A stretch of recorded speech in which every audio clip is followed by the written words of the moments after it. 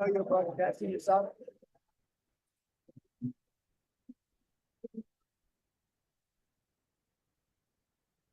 You know you're broadcasting yourself?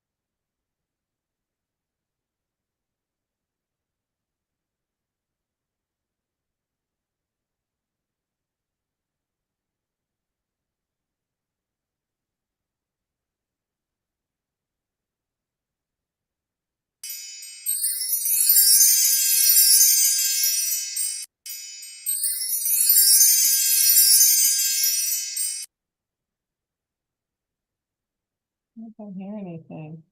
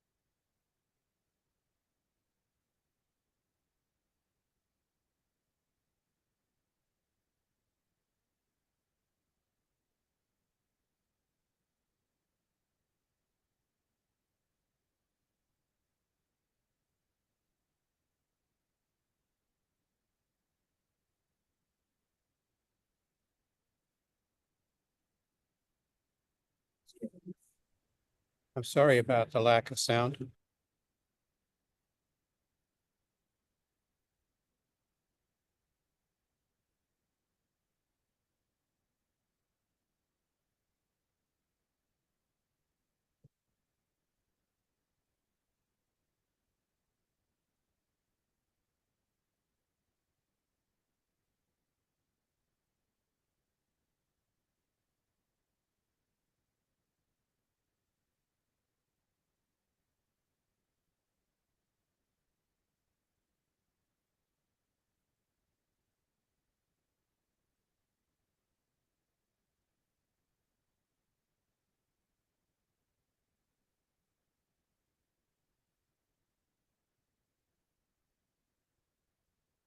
Hey, Carla. Hey, I just sent you over my script, and now that I'm looking at it in an email. Stephanie it's Owen, really who is a guest, Rosemary. Do you feel like I can review it and shorten it? Do you feel We like are unable to resolve this sound problem. Hold We're on. still working on it.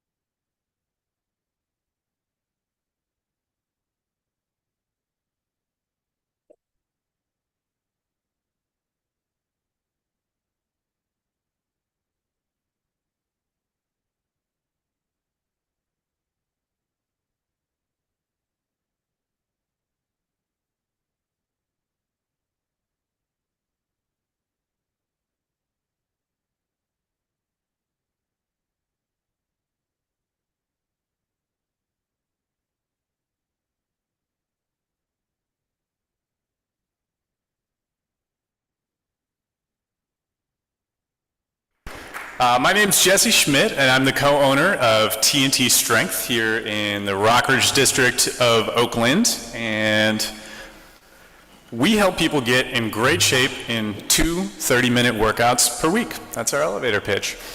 Our average age of our clients is 50 years old. That's also the median age of our clients, but don't let that mislead you. We have clients as young as teenagers, and our oldest client is currently 90 years old. He's currently lifting at 80 and never lifted before. So pretty incredible that we're very proud of all of our clients. Next slide, please, Dr. Sheras. So a lot of people haven't strength trained, and there's a whole history behind that, but there are a lot of benefits to it that you should be aware of. All of these are well researched. Some of the big ones are lower risk for heart disease, cancer, type 2 diabetes, osteoporosis. The list goes on and on. Obviously, building strength and muscle is a huge benefit. Really, the thing that we like people to focus on is aging well, playing with your kids, grandkids, dare I even say great grandkids. So this is Cinder Block Sandy. This is one of our clients, and she recently was telling us a story about how she was in her garden, and she felt like picking up one cinder block was moving too slow, so she started picking up multiple blocks at a time. And she does not want us to share her age, but let's just say she moves a lot quicker than a lot of people who are decades younger than she is. So we're very proud of Sandy. Yeah, thank you. I just want to say thank you to the many Rotarians who have supported us, either through becoming clients or through moral support or through referring us to other people who have become clients. I mean, the ways that the Rotary Club has supported our business and me personally have been too many to even name. But this is our Google business profile, and we are the #1 rated personal training studio in Oakland at this point. And we couldn't have done it without the Oakland Rotary Club, so thank you. And if you'll bring us to our last slide here, Dr. Shares. These are two very special people to me. These are my grandparents who I was with this past weekend celebrating their 71st wedding anniversary. They're 94 and 95. They don't strength train. I wish they did, but I love them anyway. And so like many entrepreneurs, first-time entrepreneurs, when we went out and started our business, we took on private loans, and my grandparents were generous enough to give us a loan. And I'm proud to say that our business is doing well, and we're at a point where we can start paying back our loans. I approached my grandparents about paying them back, and they would not take my money. And so we came up with a plan that we liked even better, which was to donate that loan amount back to the Oakland Rotary Club. So, talking about some Rotary magic, President Shannon, I'd like to kick things off today by ringing the bell in honor of my grandparents 30 times.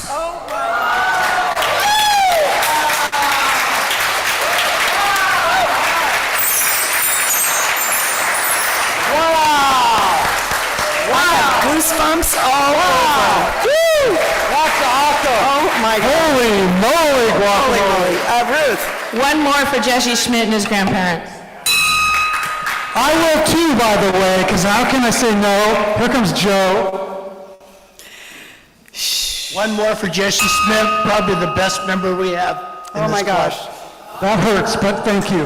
Anybody? Okay. I am speechless. A bell ringer is $100 donated to our Oakland Rotary Endowment, and that was incredibly generous, and I am just in awe of the magic of our Rotarians, and Jesse, you are a dream. Thank you so much. All right, wow. Okay, back on track. The other magic of, well, let's do... We did. I chimed a couple of times. Ed Jellin, you had something to say?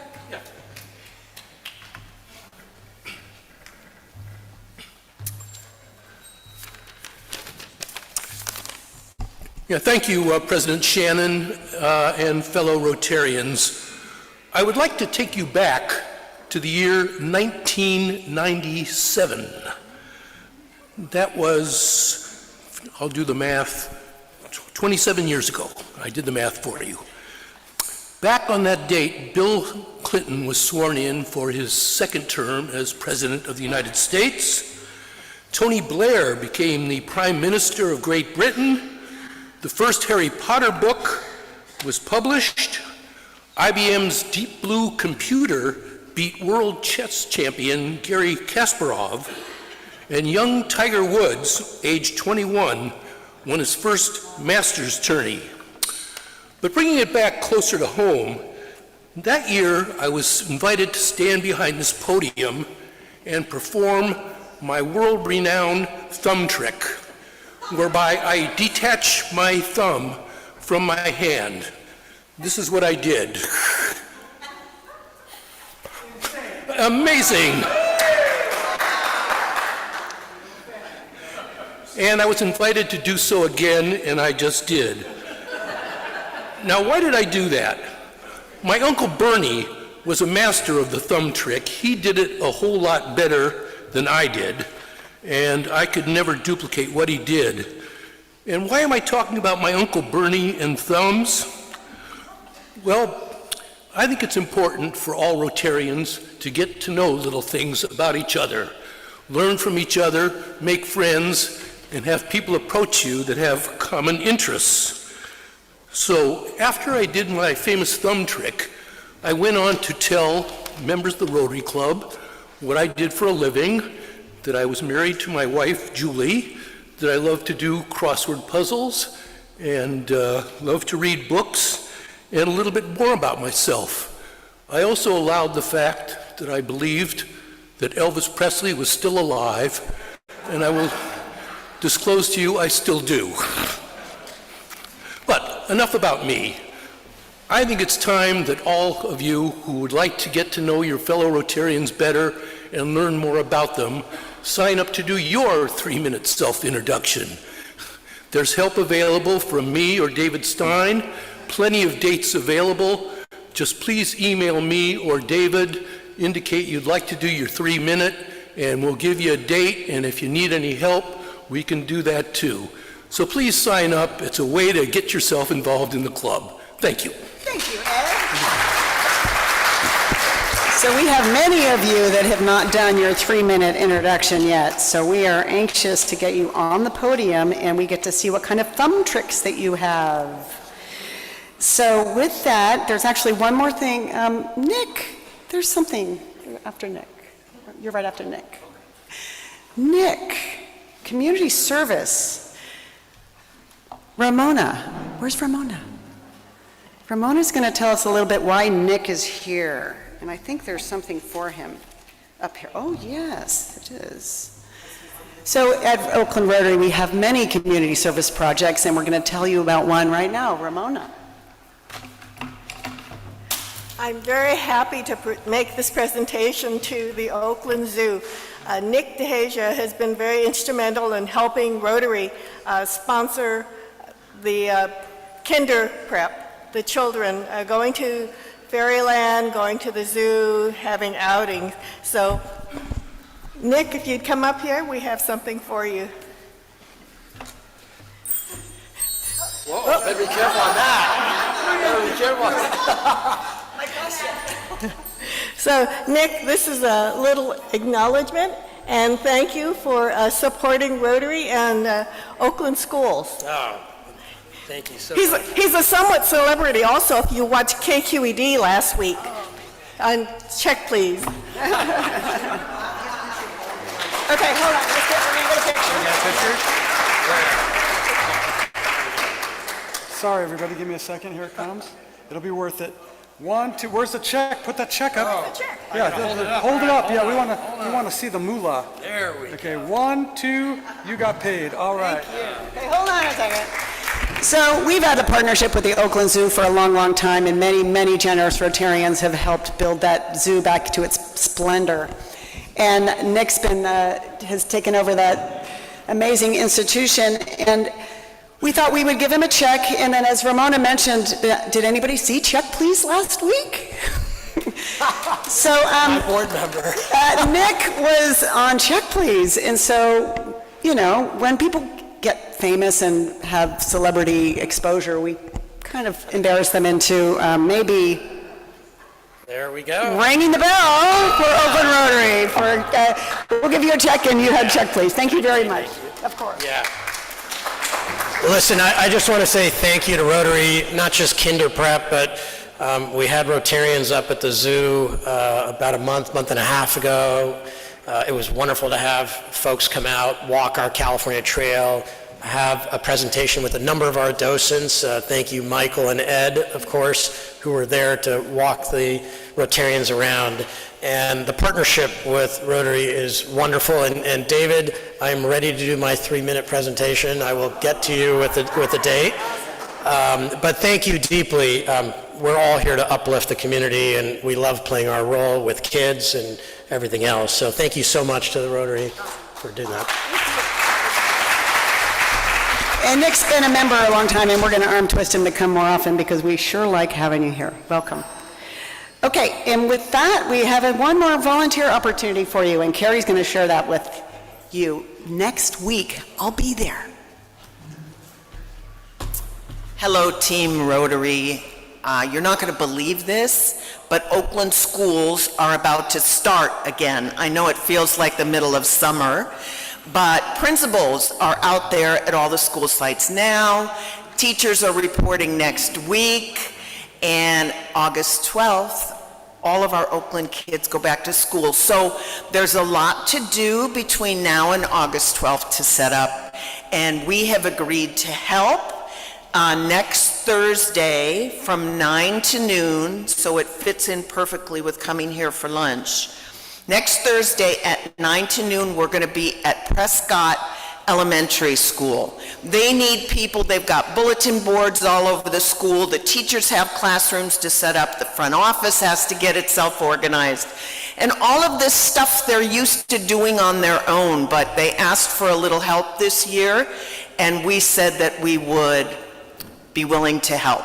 So I've got about 12 volunteers. Thank you to all the people who agreed to come next week. I need a few more. Again, we're at Prescott, which is right near the West Oakland BART station, and the event starts at 9:30. I'll send you one more reminder to everybody. Let me know if you can come. Thanks. Thank you. We are the right and left arm sometimes of the Oakland school effort. So with that, there's one more piece of magic that's happening, and you can't imagine the gift that we're about to give to Chet. We're going to welcome a new member. So with that, Daniel Cheng.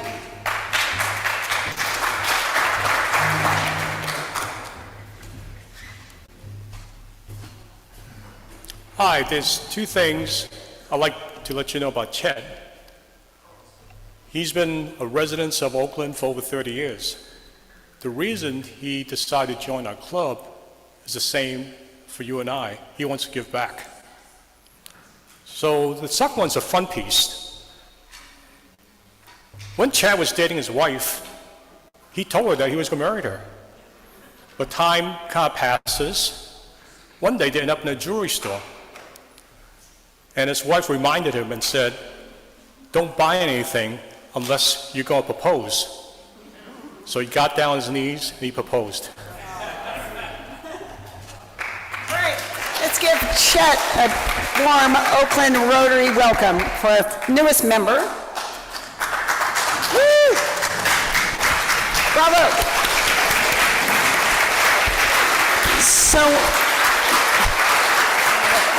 So when you become a new member, we just tease you with two interesting facts, like kneeling down in a jewelry store, and then you get involved a bit, and then you come back and give your 3-minute introduction. So with your membership, you now have a brand new roster, brand new, hot off the press, which we'll be passing out later today with all of your new friends. Copies of the 4-way test.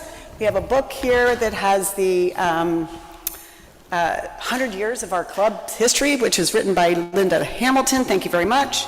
And welcome to the club. I'm looking for your pin, which is here somewhere. We'll get you, make sure you pin here. Anyway, welcome. Great, thank awesome, you. Chef. Oh, here it is. I found it. Oh, yay. Now, or a red badger. You are now a red badger. There you go. All right, let's get you guys over here for a picture real quick. All right, talk amongst yourselves, people. Hello. 1, 2, 3, 4, 5. Okay, good job. Thank you, Jason. Thank you, Chet. Welcome. All right. There we go. So brand new roster on schedule. Everything's on schedule. So with that, we are also looking for, we have the most amazing speaker today. And I want to, there's CJ. We're going to just roll right into our speaker time. I also want to remind everybody that we have books to buy in the back by our author. And CJ, would you like to come up and introduce our speaker? I probably forgot something. Let me get this out of the way.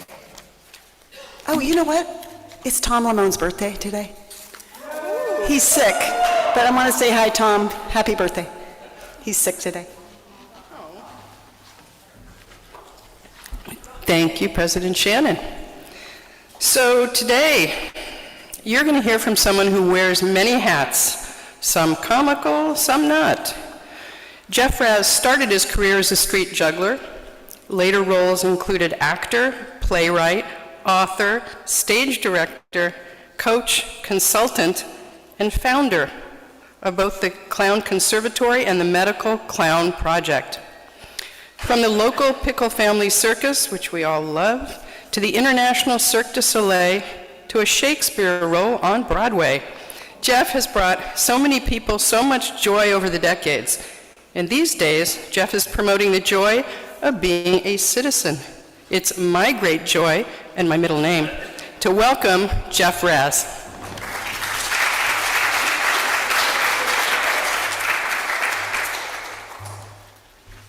Thank you, CJ. Hello, thank you for inviting me here. Prescott School, by the way, when you go, is the epicenter of something called social circus that started 40 years ago at that public elementary school, started by a public elementary school teacher, Eileen Moffett. I'll get into that later, but I wanted to make sure everyone was going down to Prescott. I also want to take you back.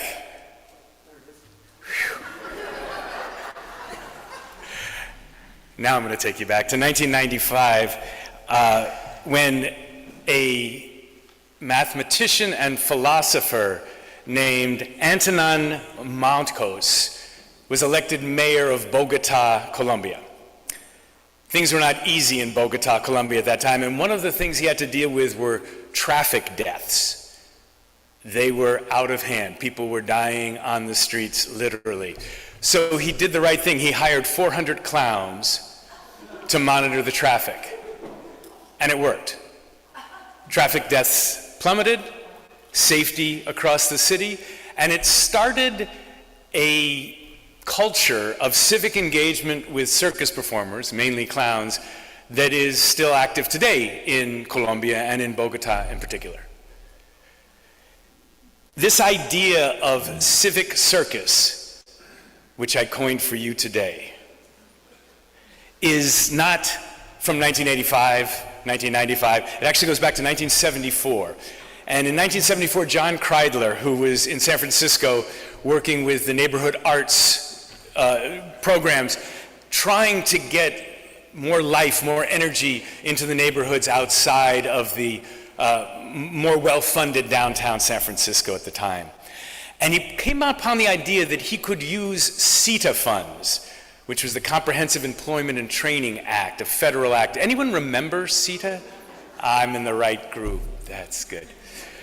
Well, CETA funds, according to John, could be used to hire artists to teach in the neighborhoods and perform in the neighborhoods and grow their craft and their art. And he started doing that. Many of us worked on CETA. Myself, the great clown Bill Irwin, the Pickle Family Circus had most of their folks on CETA. Del Arte players, Make a Circus, all because John Kreidler said, wait a second, we can use these funds in this way. And that spread across the country. Another example of a very different kind of civic involvement with the circus world. Prescott, as I mentioned, was started in a public school, and it still goes today. Prescott Circus Theater has also introduced, wait, who has seen Prescott Circus Theater? Who's going to see it soon? Who's leaving now? No, I didn't go with that, Prescott Circus Theater is amazing because they have middle school and elementary school kids, and they've introduced two new art forms to the circus world. They're not new art forms, but new to the circus world. One is ham bone, which is a type of percussion that enslaved Africans brought when the enslavers took their drums away, saying, wait, we don't want you communicating by drums. We don't know what's going on here. And so ham bone is a body percussion. Not been in the circus world until these elementary school kids started showing up in circus rings doing amazing acts with ham bone. Also stilting. Long sticks on your legs. There's a stilt tradition that comes from West Africa to the Caribbean to New Orleans and then directly to Oakland, where a man named Shaka Zulu came and taught these kids a generation or two ago stilt dancing. And if you go see a show, you will see children 10 feet in the air, literally, bouncing on one leg with the other leg above their head with the stilt facing up. They do things that no other professional stilters do in the Bay Area because of that tradition. Again, public institution, a public school teacher working with circus. CJ very nicely mentioned that I have 3 books, and I want to mention something about each of those books. They're all autofiction. And autofiction is a word that I've only recently learned, but I like it. It means that you're writing about your own life, but making stuff up when it isn't as good as it would have been.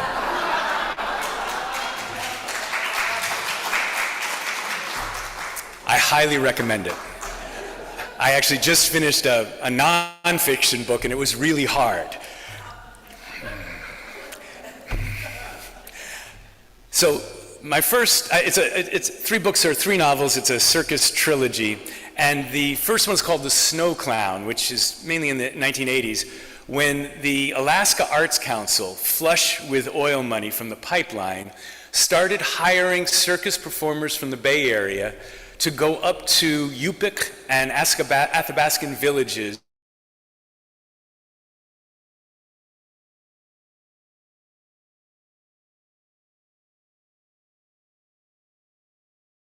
bush plane that would usually land out on a river, a frozen river, because, as the pilot would always say, they haven't plowed their strip again, we'll just land on the river. And we would take 20 bags of stilts and costumes and makeup and juggling balls, and we'd lay them out there on the frozen river, and the pilot would take off, and we would wait until someone got on a snow-go with a sled and came down and picked up our equipment, and we would teach all day, and then we would do a show, and then we would teach the kids all week, and then the kids would do a show. It was an amazing engagement in a place that none of us can go unless we're invited, because there is no public space except the school, which was our hotel, and the school cafeteria was our restaurant. Spam and pilot bread. I don't recommend that. But that's another engagement with an arts council connecting with a community that has a strong circus. And I went up 10 times, other people went up, so there's probably about 40 trips into rural Alaska taken by circus performers from the Bay Area. The book, The Snow Clown, Cartwheels on Borders from Alaska to Nebraska is the book I'm talking about. The Nebraska part was a program at the university, a land-grant university in Lincoln, Nebraska, which is where I first went to Rotary with my Aunt Hilda, who was a Rotary member in Lincoln, Nebraska. That was it. I was at a program there called the Artist Diversity Residency Program, and this state university, University of Nebraska, had looked at its college, and they were this campus within a very monocultural state. There are small towns in Nebraska that I've visited where everyone is not only of the same religion or the same background. They are descendants of people from a specific town in Sweden. It's an incredible culture, and yet when these young people come to this university that's people from all over the world, it's not easy. So the solution, like Makos in Bogota, was bring in the artist. And they brought in artists from all over the country, a Taino trumpet player, a Mohawk poet, and a Jewish clown. And I spent 10 years back and forth from there, and one of the projects I did was more from the theater world than the circus world. I was supposed to make a play with a class of student teachers. They were going to the classroom the next year, and could make it about anything. We had a month to make the play. And I didn't quite know the subject, except the day before, the Daily Nebraskan had an article about a cross burning at a fraternity, excuse me. I said, okay, that's what we're going to do the play about. In the class, I had one of the guys who was burning the cross, and I had the head of the African American Student Union. And I had a lot of other folks too. And we spent a month making a play about this incendiary event, literally and figuratively. And it changed the dialogue on campus, and it changed those kids in the class because they had to make art together, they had to interview people and understand people in a way that no other class was offering them because it was an artistic engagement with a really gnarly subject. And as I get to this place of transition to talking about this citizen joy, which is what CJ was mentioning, in January I was sitting at the local cafe in Alameda, Julie's. Anyone been to Julie? Oh, good. That's my office. You're welcome to come, but it is my office. And a woman sitting next to me said to her friend, she grabbed her, "Oh, I cannot stop doom scrolling." And I thought, okay, I get it, that I need to help her out. And then I checked my phone and the New York Times said, "Doom and gloom Iowa caucuses." I said, okay, I need to help myself here. This doom and gloom deactivates people. Doom and gloom makes us just sit there and feel isolated and tense. And artists know how to deal with hard subjects. Artists need to get involved here. So the first thing I did was I started asking friends of mine 2 questions. And I'm going to share one of them with you, but I'm going to go jump to the end before I share that question, which is Citizen Joy started in January. We had our big launch this last weekend. We have 60 partners around the country, artists and arts organizations, universities and schools. Oakland School for the Arts is one of them. Prescott Circus Theater is another. And George Mason University is one. Bindlestiff Family Circus in New York City is another one. And what's happening is artists got behind this idea that joy is necessary for engaged citizens. You gotta have life, you gotta feel engaged. And that concept has lit up visual artists, circus artists, actors all across the country. So with that setup, I'm going to ask you a question, and I'm going to then ask you to take 2 minutes to talk to 1 or 2 people at your table about what your answer to this question might be. If you're on the Zoom, I invite you to put your answer in the chat so that we'll have that and I will see that. So the question is, what does the government do that brings you joy? Have a conversation for 2 minutes and we'll come back together.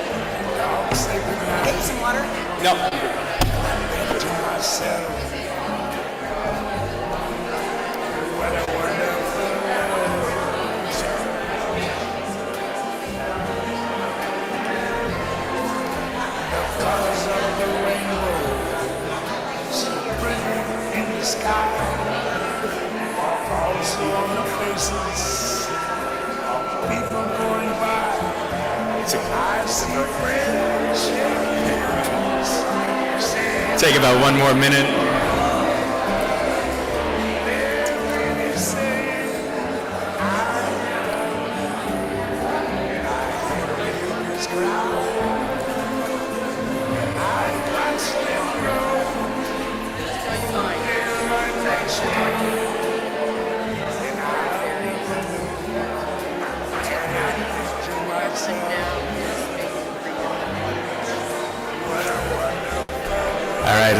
Let's come back together. If this conversation is too dynamic to interrupt, I invite you to keep it going later. So come on back together. I know someone has still got a great idea and you hadn't heard from. All right, people, all right. Settle down. You love each other so much. Let's settle down. Hey, you, I'm talking to you. Shh. It's so rare when I do a speaking engagement that I have a bouncer. Thank you. Seriously though, if that conversation got cooking, which a lot of the conversations I had based on that question did, keep that conversation going. There's some research by one of our colleagues at Partnership for Public Service that when most people hear government, about 70% of people think only of the national government. And yet, CJ just came up and said the ferries, water ferries, especially now that they're greener, traffic circles came up. My absolute favorite was a young dancer contortionist who did not think for a moment when I asked that question. Everybody else went, because government and joy, they don't go together. But she went, plumbing. That's the hill I will die on. I can take my hose, turn it on, and drink right out of my hose. No, and not only that, I poop, and it disappears. It's gone. So we've got, yes, national parks, absolutely national parks, and local parks. Without local green space, it's a different place. I want to invite you to think about, but not answer yet, the second question, which is, what are the choices you get to make that are dear to your heart? And I'll just let you think about that, and you can have that in the conversation. And the third question, which we added later, is when do you feel in harmony with your fellow citizens? And of course, as performing artists, the answer we're looking for is when we're at a show, but there are lots of other answers. And speaking of shows, I want to leave you with one more civic circus idea that's not from me. Has anyone here seen Circus Bella? Circus Bella, that's beautiful. Okay, who's going to see Circus Bella? So Circus Bella opens their season every year with free shows, starting at DeFrenery Park in Oakland, and they have picked up the mantle of the Pickle Family Circus and Make a Circus, and they now have started setting up a tent in the holiday season over at the East Cut in San Francisco. I highly recommend the show. They're great circus performers. The cast is really a Bay Area cast. They are folks from here who trained here. And the director is a second-generation artist. Her father was a designer at the opera.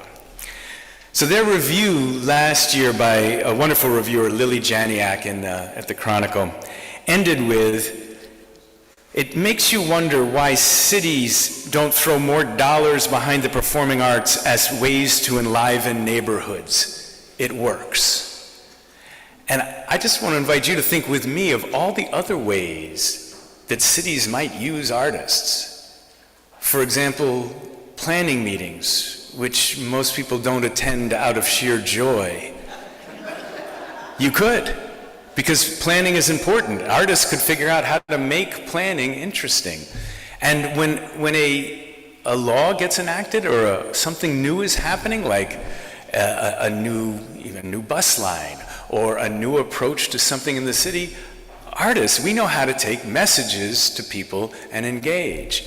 And as artists are learning more how to facilitate artistic conversations, like that question in a show, if it was a Citizen Joy show, would lead into a performance and out of a performance. There's ways to have facilitated conversations and art work together. Artists can get into communities in a different way than anyone else. So, civic theater, thank you.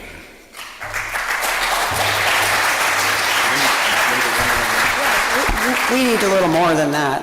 I need to hear something about Cirque du Soleil, too. Oh, okay. That was the first question, apparently. Cirque du Soleil, I did work with Cirque du Soleil. I worked with a show called Corteo. If you saw it, you will remember a guy on a bicycle riding across. Okay, that might have been me riding across. That was the role I played for 500 shows. And happy to answer other questions about that. I do have the 3 books in the back. One of them is called The Secret Life of Clowns, a backstage tour of Cirque du Soleil and the Clown Conservatory. So you can get all those stories, not all, I saved a few, but most of the stories are in that book. The book I mentioned before, which is The Snow Clown, and the third book back there is called Love, Death, Circus. And it's the question it answers is what happens when you have a community that's built on strong bodies and a sense of humor, and people get sick, people get dementia, people start to die. what does the community do? I'll give you a spoiler that the community does benefits and gets together and changes bed sheets and gets medications. It's good to have a community at those moments. I can take a couple of other questions besides the Cirque du Soleil question. Anyone else?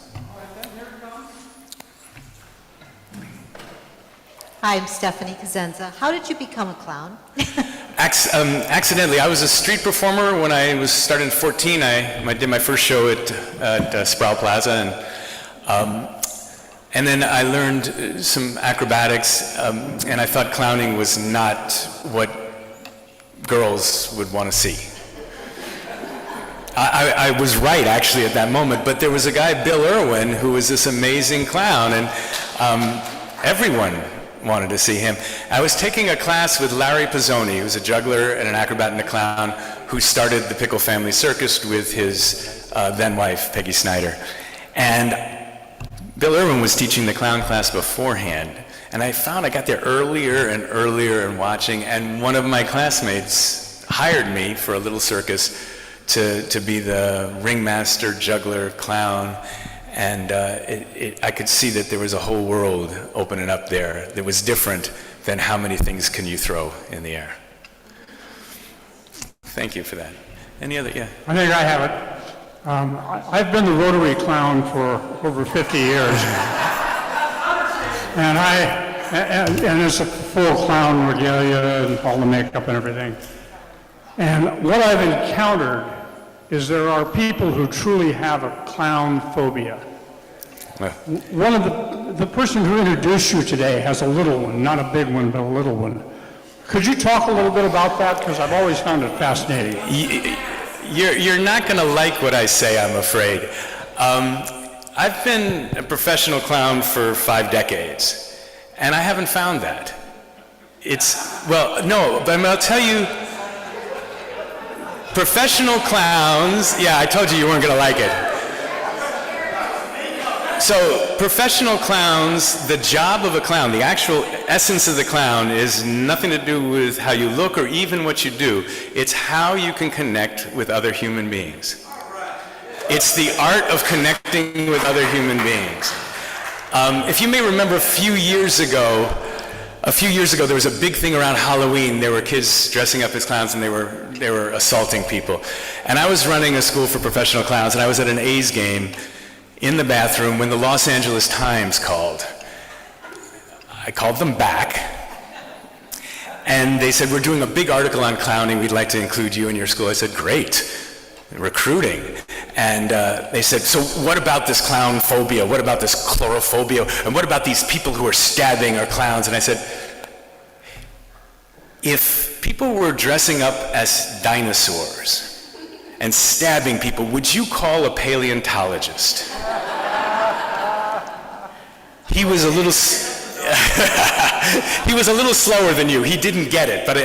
So I said, it's not a thing. I'm going to tell you one more thing where there is, I'm not going to diss you entirely here. I'm going to help you. Please, no, go ahead. He can take it. They just said, well, we're not writing the articles. That's all our editor wants, because that's what people want to hear about. I said, well, that's not the job of a newspaper, actually, but it apparently has become more that way. Here's what I'll tell you. I was a medical clown. My wife and I, as you mentioned, CJ, started the Medical Clown Project, which is still going. And when we were at California Pacific Medical Center and working with the pediatric ICU, the pediatric unit, the SNF unit, the adult long-term care units, working on the dementia units, everybody, the whole range of life. And the first day my partner and I were there, we went to the SNF unit. It's on the 3rd floor. It opened up, and the nursing station's right there. And a nurse looked up and went, "Oh, I'm scared of clowns." And I went, "Yeah, me too." And she goes, "No, I'm serious." I said, "Yeah." And I stood and I talked to her my partner went and did the shift, and I just stood and talked to her. For 6 months, every week, "Shh, I'm scared of clowns." "Me too." We created a relationship. She still claimed she was scared of clowns, but every week she was happy to talk to a very large clown about this subject. That's the reality of clowning.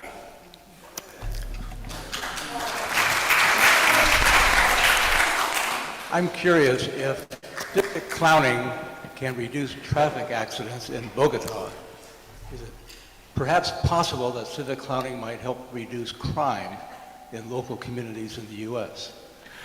I think that, no, hold the mic still. I think your point is really well taken, because I skipped some stages where Mako's got a group and trained the clowns. He had a very specific approach, which had to do with local culture of shame. So a truck driver drove into the crosswalk, which was one of the ways people were getting killed. They were just driving right into the crosswalk. A clown would come out, do a little thing there, and if the truck driver went like that and backed up a little, everything was fine. He also had a cop with a ticket over there, and if the truck driver did that, slapped the ticket on him. So there was a whole engagement that worked.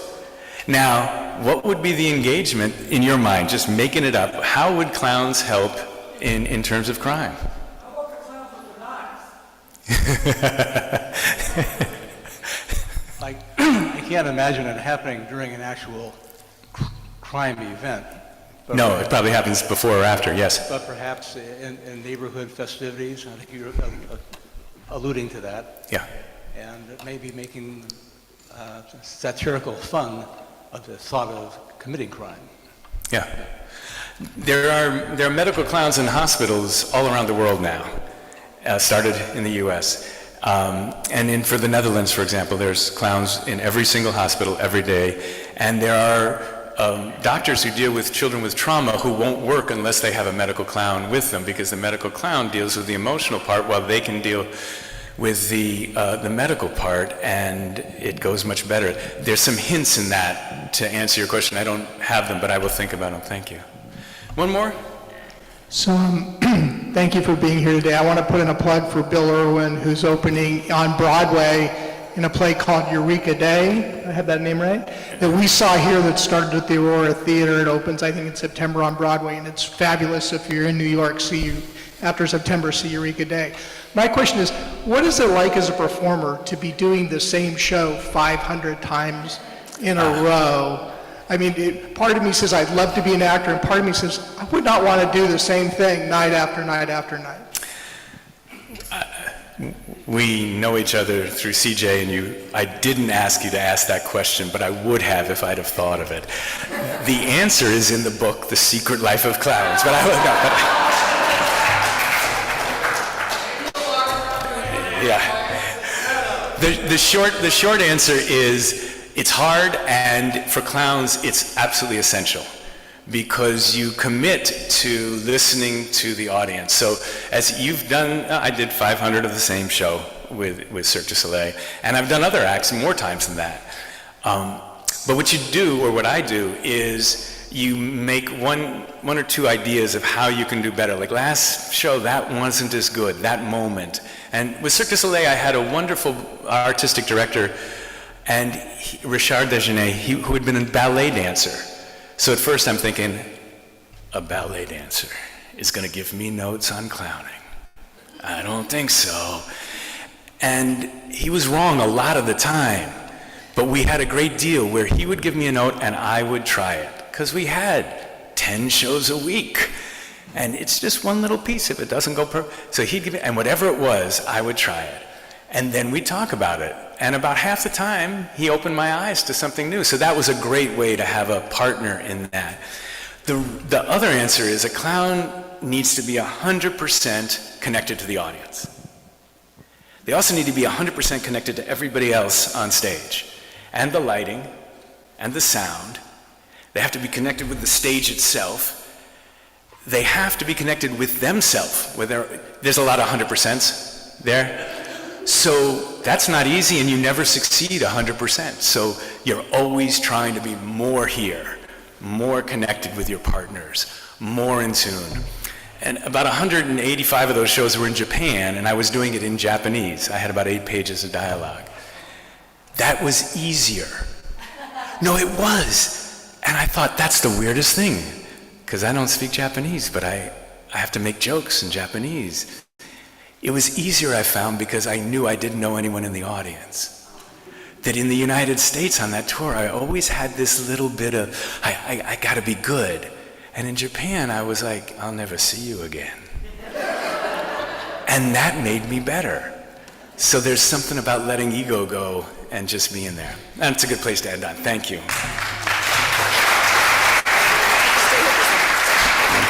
Thank you so very much. That was fantastic, and thank you to David and CJ and the speaker committee for bringing you here. As a speaker gift, we'd like to make a donation to one of your organizations. So I detected a couple in there. So Medical Clown Project. The Medical Clown Project will be making a donation in your name. Thank you. So thank you very much for coming, and will you be here to sign books? Yeah. So he'll be here to sign books afterwards, so please meet him back at the back of the room. Thank you so much. Thank you. And let's give it up for Jeff. Dudley, can you get Dudley a mic, please, for what's happening next week? Thank you, President Shannon. Next week, Robert Schwenker will be with us. Robert is an expert in AI. Generative AI. Yeah. Generative AI. That's what happens when you're a senior. All of a sudden you look for a word and it's not there. Because the next thing, he's also expert in blockchain technology and cryptocurrency. Amazing stuff of which our life is around. We've all heard about AI. We see it everywhere. It's influencing the market every day. This guy has done over 140 videos on training people, small business people, to going around the world working with large organizations. He's going to be with us next week. Look forward to Robert Schwenker. Thank you, Dudley. And finally, I'd like to just remind folks that we have a bell ringer from Gail Okama for Jesse. Thank you very much. Thank you again, Jesse, for your generosity. Really, really appreciate that. And we've got events on the card on your table. And for those of you in the Zoom, there's some things coming up. We've got a hike next week at the Sibley for the volcano hike. That's going to be awesome. And next week, if you can help us decorate the blackboards at the school, that would be wonderful. So with that, I want to adjourn this meeting. Another bell ringer. We have a bell ringer for David, from David. Oops, here comes the mic. Speaker today, but also, I'm going to ring the bell for the speaker today, but also to remind you to send our newest Rotarian, his sponsor, to the back of the room so that we can all welcome Oakland Rotary's newest member, Chet. Awesome, so yes. Before you adjourn, give him a second to get back there so that we can Thank you, David. I appreciate that. That's probably going to cost me $100. We love a good coach. We love a good coach. Well, and I'm taking advantage of the thought for the day that you can not be